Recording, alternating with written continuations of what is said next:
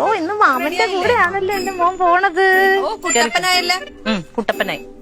വീഴാതെ പോ. കഴിയാറാകുമ്പത്തേക്ക് മാമൻ വരും കേട്ടോ. എത്ര ചെരുപ്പ് അവന് എത്ര നോക്കിട്ട് മേടിക്കാമല്ലോ. എടാ അവന് മേടിക്കാൻ പോകുമ്പോ എനിക്കും കൂടി മേടിക്കണം ഒരു 7 ഇഞ്ചിന്റെ. ഒരു 7 ഇഞ്ച് അവനിട്ട് നോക്കി മേടിക്കാം. നിനക്ക് കെട്ടും വരെ പറഞ്ഞാൽ മതി. എടാ ഒരു വീട്ടിലുടുക്കണ ചെരുപ്പല്ലേടാ. വീട്ടിലിടുന്ന ചെരുപ്പ്. ഞാൻ ചാവി എടുത്തോളി. ഒരു 100 രൂപയുടെ ചെരുപ്പ് വാങ്ങിച്ചു കൊടുക്കേട്ടാ. അയ്യാടാ 2 വള്ളിയുടെ ചെരുപ്പേ. വേഞ്ചല്ലേ സമയം പോണ്. എന്നാ കൊടുക്കടാ.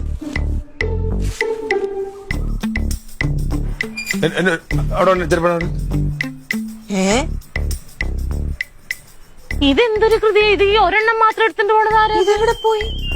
അപ്പുറത്തോട്ട് ഇപ്പുറത്തോട്ട് നോക്കിയേടാ. കിടപ്പുണ്ടോ നോക്കിയേ. ചേടാ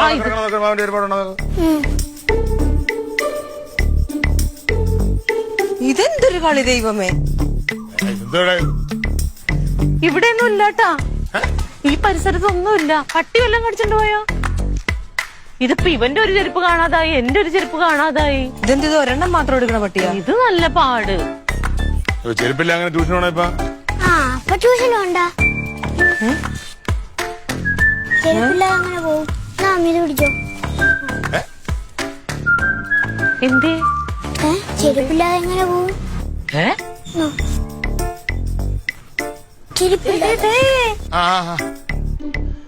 ട്യൂഷൻ പോണേ.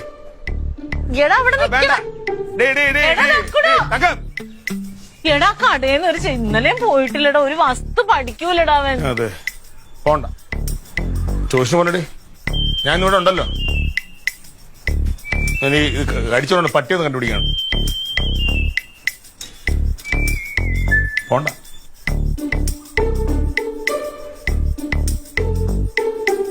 എന്നാലും ചെരുപ്പ് ഇവിടെ പോയി. ഞാൻ ഉടനെ പോയി നോക്കട്ടെ.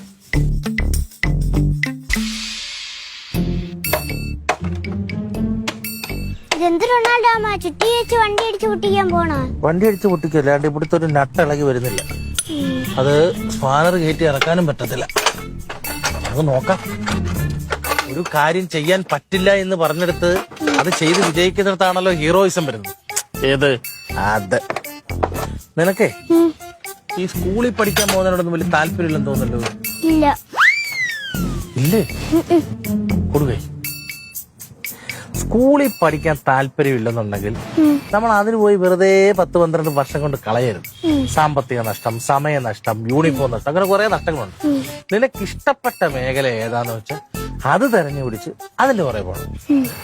പഠിക്കുന്നതിനകത്ത് വലിയ താല്പര്യമില്ലെന്നുണ്ടെങ്കിൽ നിനക്ക് അറിയാവുന്ന മേഖല ചെയ്ത് അതിലൂടെ രക്ഷപ്പെടാൻ പറ്റത്തില്ലേ?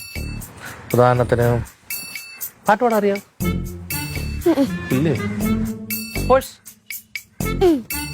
സ്പോർട്സിൽ എന്തറിയാം? ക്രിക്കറ്റ്. അങ്ങനെയാണെ അത് മതി. ഇപ്പൊ തന്നെ നമ്മുടെ ഒരു പയ്യൻ സ്റ്റാർ ആയില്ലേ, മറ്റേ രാജ് റോയൽസിന്റെ വൈഭവ് സൂര്യവംശി. അവൻ 35 പന്തിൽ സെഞ്ചുറി അടിച്ചവനാ. അവന് ബെൻസ് കാർ കിട്ടി.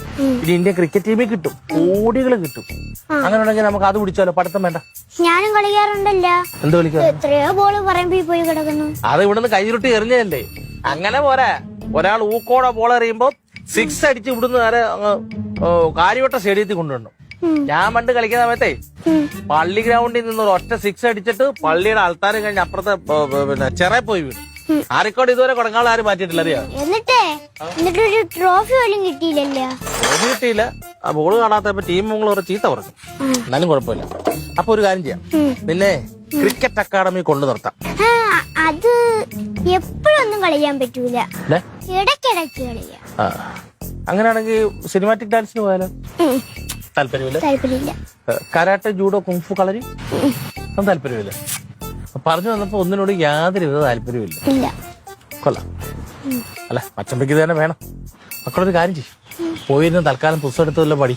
അല്ല എന്നോട് ഇവിടെ വന്ന് നിന്നെ പണി പഠിപ്പിച്ചു പോലെ നിന്റെ അമ്മച്ചി എന്റെ അടുത്ത് കിടന്ന് ചാടും കേട്ടോ. ഓ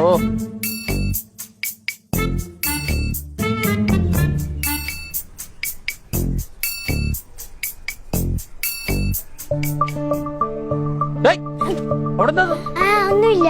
ഒരു നല്ല എടുത്തു.